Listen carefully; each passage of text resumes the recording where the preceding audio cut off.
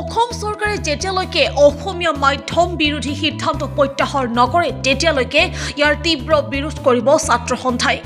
আজি দৰং জিলা ছাত্ৰ সন্থাই শতাধিক ছাত্ৰ ছাত্ৰীক লগত লৈ 15 নম্বৰ ৰাষ্ট্ৰীয় পথত বিক্ষোভ প্ৰদৰ্শন কৰে।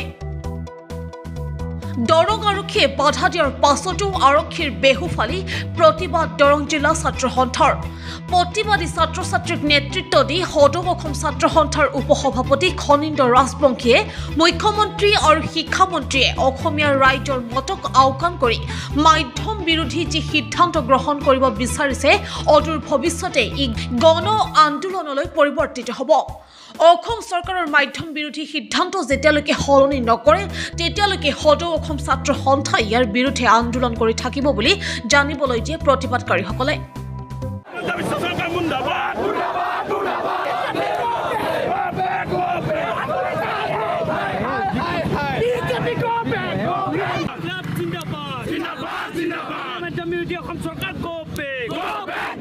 মাতৃভাষা মাধ্যমত শিক্ষা গ্ৰহণ প্ৰতিগৰাকী শিশুৰ অধিকাৰ আৰু এই অধিকাৰক বঞ্চিত কৰি বৰ্তমানৰ অসম চৰকাৰখনে মাতৃভাষা মাধ্যমত শিশুসকলক পঢ়াৰ পৰা বঞ্চিত কৰিছে আৰু তাৰ আমি বিৰোধিতা কৰিছোঁ।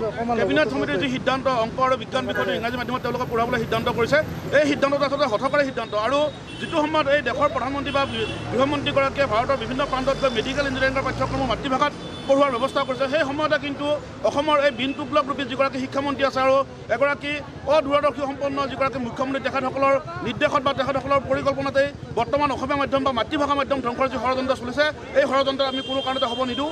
আৰু সদৌ অসম ছাত্ৰ সন্থাই পুনৰ এই আন্দোলনৰ কাৰ্যসূচী হাতত লৈছে। আমি এটা কথাই ক'ব বিচাৰিছোঁ যে মাতৃভাষা মাধ্যমত আমাৰ ছাত্ৰ ছাত্ৰীসকলে অধ্যয়ন কৰিব পাৰিব লাগিব আৰু চৰকাৰখনে জোৰ জুলুম কৰি কোনো এটা ভাষা আমাৰ ওপৰত জাপি দিব নোৱাৰে। এই কথাটো চৰকাৰে ইতিহাসটো অধ্যয়ন কৰিব লাগে যে ইয়াৰ আগত মাধ্যমৰ ওপৰত কেনেকুৱা ধৰণৰ ইয়াত আন্দোলন হৈছিল বা কোনে কি হৈছিল এই কথাখিনি কিন্তু মুখ্যমন্ত্ৰীগৰাকী বা শিক্ষামন্ত্ৰীগৰাকীয়ে গম পাব লাগে। আৰু অসম চৰকাৰৰ যিগৰাকী পুতলা শিক্ষামন্ত্ৰী আছে, সেই পুতলা শিক্ষামন্ত্ৰীগৰাকীয়ে কাৰোবাৰ আঙুলিৰ ঠাৰত নাচি থাকে, তেওঁৰ নিজস্ব বোলা কোনো বস্তু নাই। আৰু তেখেতসকলৰ এই নীতিৰ ফলতেই বৰ্তমান সময়ত যিসকল মাতৃভাষা মাধ্যমত পঢ়িব লগা যিসকল ছাত্ৰ ছাত্ৰী আছে, ছাত্ৰ ছাত্ৰীসকল বঞ্চিত কৰা হৈছে। আচলতে এই বিজেপি চৰকাৰখনে আমাক ধ্বংসৰ মুখলৈ ঠেলি দিছে, এটা প্ৰজন্মক ধ্বংসৰ মুখলৈ ঠেলি দিছে। এই কথাটো অসম তথা অসমীয়া ৰাইজে কোনো কাৰণতে মানি ল'ব নোৱাৰে। আৰু মাতৃভাষা মাধ্যম বিৰোধী সিদ্ধান্ত যেতিয়ালৈকে চৰকাৰখনে বাতিল নকৰিব তেতিয়ালৈকে আমাৰ সংগ্ৰাম চলি থাকিব। তেওঁলোকে অসমতে অসমীয়া মাধ্যমত তেওঁলোকে পাঠ্যক্ৰম বন্ধ কৰাৰ যি কূটকৌশল ৰচনা কৰিছে, ইয়াক আমি সদৌ অসম ছাত্ৰ সন্থাই ধিক্কাৰ দিছোঁ, গৰিহণাই দিছোঁ। আৰু সমান্তৰালভাৱে আজি সমগ্ৰ অসমজুৰি আমি বিক্ষোভ কাৰ্যসূচী ৰূপায়ণ কৰিছোঁ। আৰু এই বিক্ষোভ কাৰ্যসূচী স্থানৰ পৰা অসমৰ মাননীয় মুখ্যমন্ত্ৰী, শিক্ষামন্ত্ৰী আৰু অসম চৰকাৰলৈকে আমি দাবী জনাইছোঁ, এই অসমীয়া মাধ্যম বিৰোধী যি সিদ্ধান্ত লৈছে অনতিপলমে আপোনালোকে প্ৰত্যাহাৰ কৰিব লাগিব। অসমত অসমীয়া মাধ্যম, বড়ো মাধ্যম আৰু জনগোষ্ঠীয় মাধ্যমৰ পাঠ্যক্ৰম আমাৰ ইয়াত প্ৰৱৰ্তন হ'ব লাগিব। আৰু অসমীয়া মাধ্যম কোনো কাৰণত ইয়াত আমি তেওঁলোকক ৰোধ কৰিব নিদিওঁ। আৰু এই সংগ্ৰামখন আমি আজিৰ পৰা পুনৰ যাত্ৰা কৰিছোঁ। আৰু এই যেতিয়ালৈকে অসম মাধ্যম বিৰোধী সিদ্ধান্ত অসম চৰকাৰে প্ৰত্যাহাৰ নকৰে তেতিয়ালৈকে আমি গণতান্ত্ৰিকভাৱে ছাত্ৰ ছাত্ৰীসমূহক লৈ আমি গণতান্ত্ৰিকভাৱে আন্দোলনটো তীব্ৰতৰ পৰা তীব্ৰতৰলৈকে আমি গতি কৰাম। আৰু এই স্থানৰ পৰা পুনৰবাৰ অসম চৰকাৰৰ মাননীয় মুখ্যমন্ত্ৰী যি অহমিকা, যি অহংকাৰ, শিক্ষামন্ত্ৰীগৰাকীৰ যি নিৰ্লিপ্ততা, তেওঁলোকক আমি সাৱধান কৰি দিছোঁ। অসমৰ ৰাইজৰ কথা শুনক আৰু অসমীয়া মাধ্যম অসমত প্ৰৱৰ্তন হ'ব লাগিব।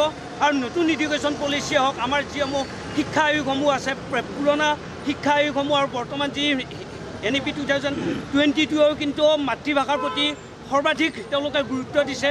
প্ৰাথমিক স্তৰ বা প্ৰাক প্ৰাথমিক স্তৰত মাতৃভাষাৰ মাধ্যমত শিক্ষাদান কৰিবলৈকে বা শিক্ষাৰ পাঠ্যক্ৰম প্ৰৱৰ্তন কৰিবলৈকে তেওঁলোকে নতুন শিক্ষা নীতিত তেওঁলোকে পৰামৰ্শ দিছে। আৰু ভাৰতৰ মাননীয় প্ৰধানমন্ত্ৰী, গৃহমন্ত্ৰীকে ধৰি কেন্দ্ৰীয় চৰকাৰখনৰ সকলো চৰকাৰী মুৰব্বীসকলে অসমীয়া মাধ্যমক বা নিজ মাতৃভাষাত শিক্ষাৰ পাঠ্যক্ৰম প্ৰৱৰ্তন কৰাটো বিচাৰিছে। কিন্তু অসম চৰকাৰত অসমৰ শিক্ষামন্ত্ৰীগৰাকীয়ে, অসমৰ চৰম অহংকাৰী মুখ্যমন্ত্ৰীগৰাকীয়ে তেখেতে নিজে সিদ্ধান্ত গ্ৰহণ কৰিছে।